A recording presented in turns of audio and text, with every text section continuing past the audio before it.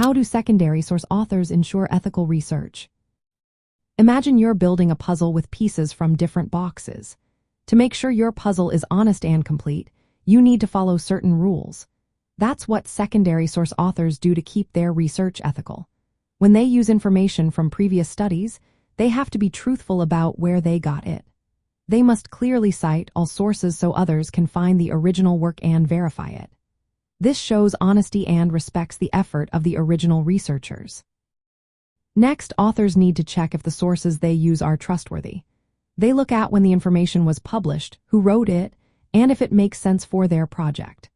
They might use tools like the CRAAP test, which stands for currency, relevance, authority, accuracy, and purpose.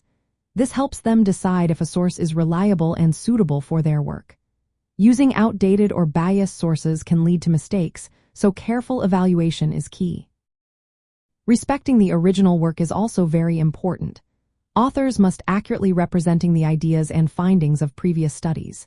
They should avoid changing the meaning or taking things out of context. When they summarize or paraphrase, they need to do it correctly and always give credit. This prevents plagiarism, which is copying someone else's work without permission. Proper citation shows respect and keeps the research honest. When secondary sources involve data from people, authors must handle it carefully. They need to use the data only for the purpose it was collected for and store it securely. If the data includes personal information, they must follow ethical rules like getting consent and keeping identities anonymous. This protects people's privacy and maintains trust. Authors also need to be aware of biases in the original research. They should look at multiple sources to get a balanced view. If one study has flaws or conflicts of interest, they need to recognize that and consider it when they write their own work. This helps keep the research fair and trustworthy. By following these steps, secondary source authors make sure their work is honest and respectful. It keeps the academic community credible and helps others trust the information.